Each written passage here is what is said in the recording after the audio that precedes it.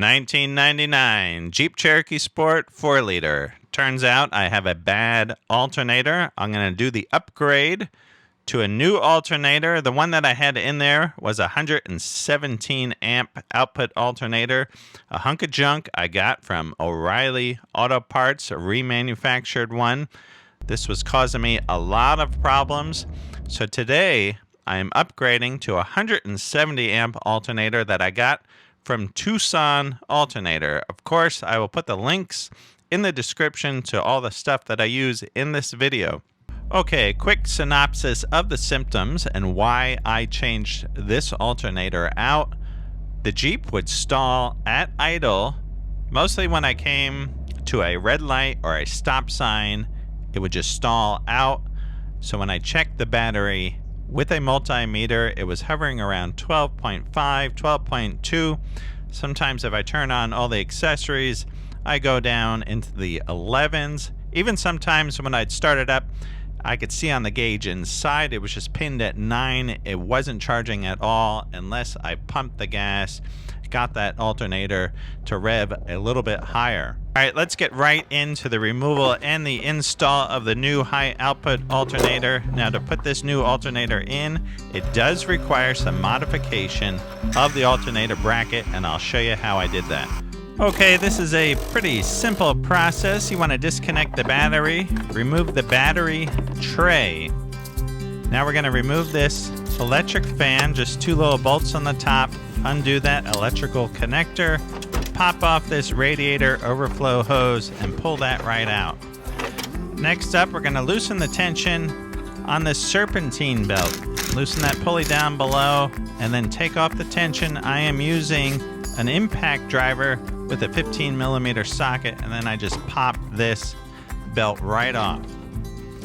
Okay, next up, I am removing this charging wire, so I'm taking the nut off of this post on the back of the alternator. Now I'm going to pop out this connector that goes to the computer, that goes to our voltage regulation system. All right, next up, I'm going to remove this nut and tap this bolt towards the front of the Jeep and slide it out. And now next, I'm going to go underneath the Jeep and remove this one bolt from the bottom of this bracket. After those 2 bolts are out, you can wiggle the alternator free, push it towards the back of the Jeep, clear those lines, and pull it right out. All right, let's take a look at the new alternator compared to the old alternator that I just pulled out. Now, obviously, this one is a little bit smaller. This one I just picked up, 170 amp alternator, they are calling this. I got a spec sheet we can look at, and this is interesting to look at. You can look at all the numbers here, but average idle output 133 amps, and they give me a little chart here of how this alternator was tested, and this is a good thing to note. 2,250 alternator RPMs equals 750 engine RPMs, right? So if we look down here, so if the engine is idling at 750, we got 2,250. We cross here. This is the arc here of the amp output, right? It maxes out here at 183, I think they said. And then right here where this crosses, that's where we're getting this 133. So here we go, 2,250 RPM, 133 amp output. That's at idle. That's with the engine at 750 RPM. So this is interesting to check out these numbers. But just looking at this one, if you look inside this, look at the old rust building up in there. This has only been in there a year. Okay, if we look at the 2 alternators side by side, we can see that this one is bigger for sure. 5,260, right? We are 4,835 about. This distance of these holes and these holes is exactly the same, but the only thing I think we're gonna have to do is modify the mounting plate. I'm gonna have to go take that off of the engine block. In measuring these pulleys, they are almost exactly the same diameter. The only difference is one is a 7-groove pulley, the new one, and the old one is a 6-groove pulley. So just a small difference in size. I'm not going to swap the pulleys. I'm just going to put this one in there. And even though it is a 6-groove belt on the car right now, these ribs are exactly the same. The only difference is adding another rib. So if I have that belt cinched up on here, it's not going to jump around on this. It should be fine. We have our post right here, and then we have our little pigtail 2-pin connector. And I was looking at this one earlier, and this might be hard to see, get the light down in there, but look at those 2 pins. They do have a little bit of corrosion on them, and I don't like seeing that. That could be causing some problems as well with my charging system. So I'm almost thinking I should get a new pigtail for the car as well. If that pigtail is corroded inside, that could cause problems. So, and here's another note from Pure Power. And it says right here, number 2, this is some installation instructions that they send with the alternator. Number 2, verify the state of charge of the batteries. It is critical that the batteries are fully charged and the load tested before any load is applied to your new alternator. And with that said, I am topping off the battery here with a trickle charge.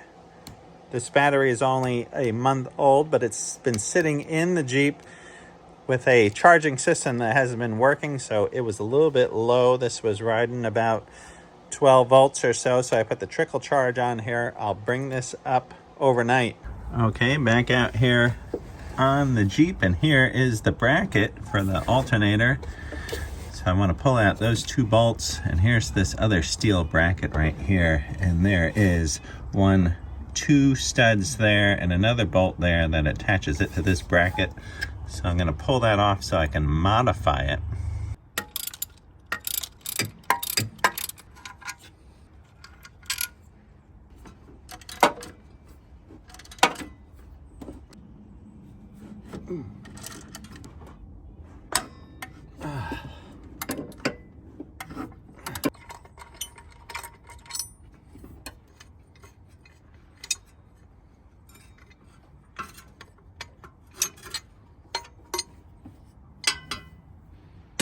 You see there's these 2 studs that run through into this bracket. So these 2 studs also need to be removed.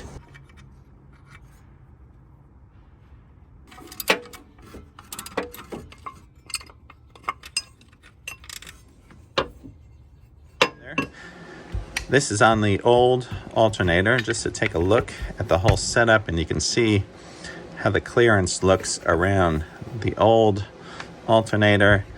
Now I'm going to move this over to our new one and see how we have to modify it. Okay, if I slide our bracket in between there and we drop this bolt in, and you see where we're hitting, because we want to get this bolt to go right through there to line up, and it almost lines up. I don't know if we can get some light in there, but it doesn't quite. So I can see it's touching a little bit right there, not much, and a little bit. Can you see right here where those knuckles kind of are hitting? So we're going to machine off some of that so we get the clearance. It's not much. All right, here's the setup on the Bridgeport. I got a 1/2 inch end mill here, and I'm gonna hog out some of this material right here. I'll even get a little bit of this here on the side.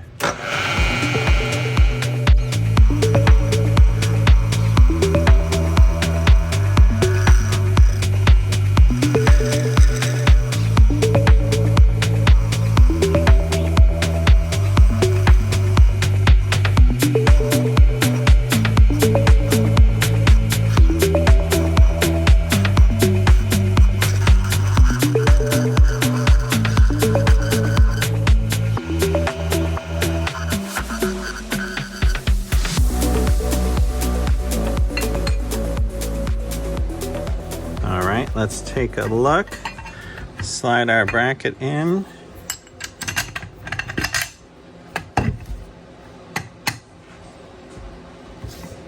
Looks close.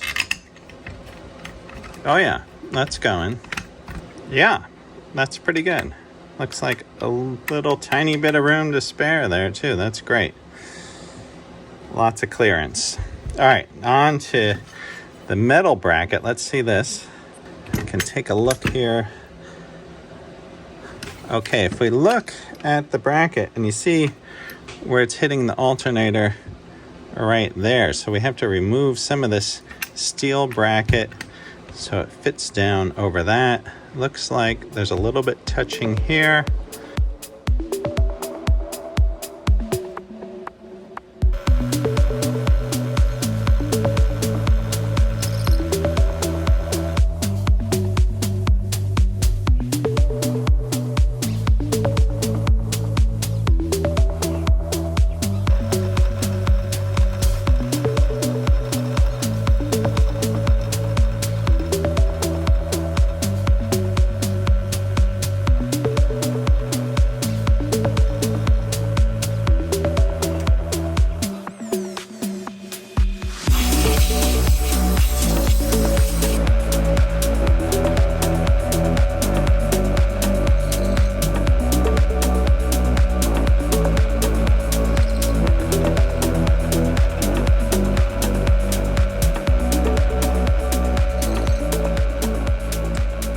I put the bracket on, dropped in my bolts. Everything is clearing nicely.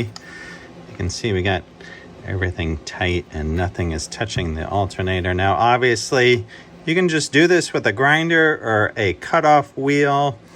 I did it on the milling machine. Turned out really nice and clean.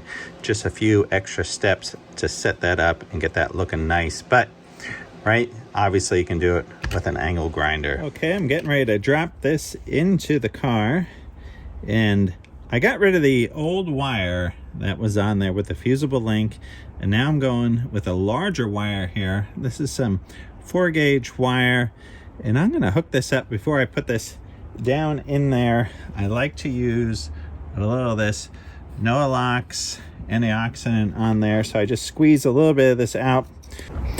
Squeeze a little of this onto the brush. Only needs a tiny bit of this stuff. Doesn't need to be caked on. I just brush this lightly on our wire. Don't want a lot of excess at all. On the nut.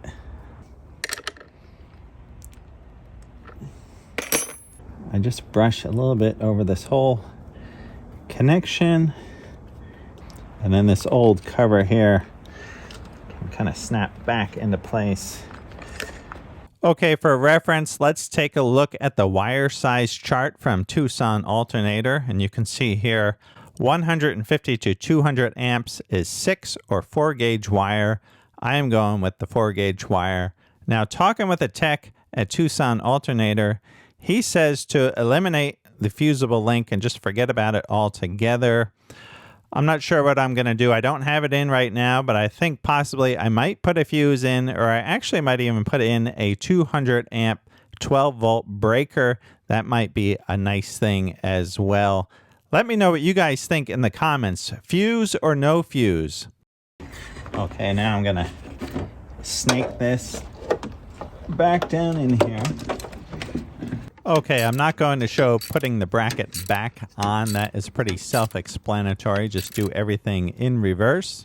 All right, now I'm just going to snake down here and tension this belt up. You can see as I tension this pulley will start to put tension on the belt.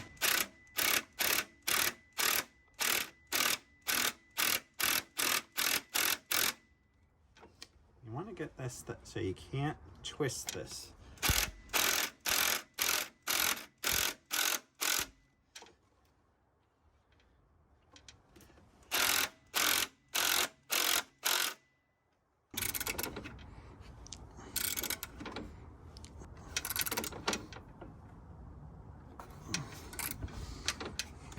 Okay, while I'm at it, I'm also replacing this connector here, which I thought was suspect because it looked a little corroded. So I got this one on here.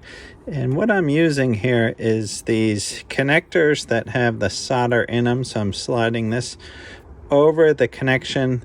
I'll put the heat gun on that, and then I'll slide another piece of heat shrink over the top. This heat shrink has adhesive in it as well. I got this little heat gun. It's got the shield behind it, so I just hold that right on that solder joint. And this takes a few minutes.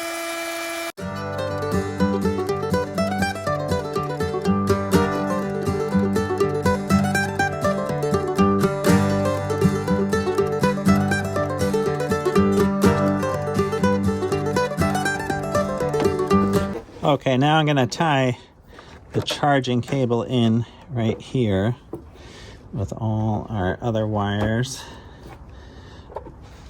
Again, I've got the antioxidant on here.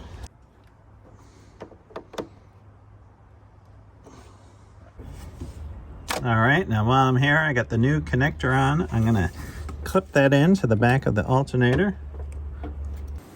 All right, I've been running the Jeep now for a few days just to test it out and see where I'm at, and it is running great. You can see here it is hovering around 14.25, 0.26 at idle.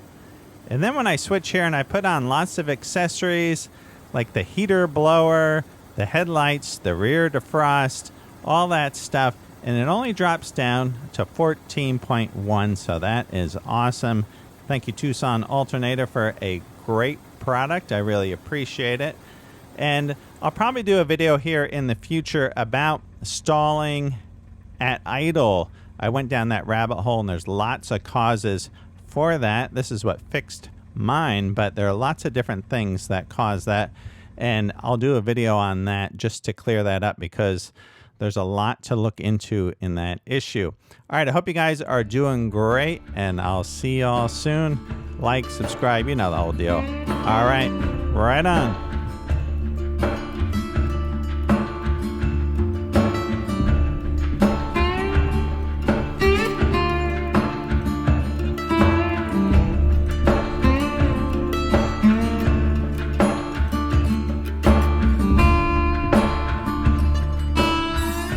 Watch your top knot.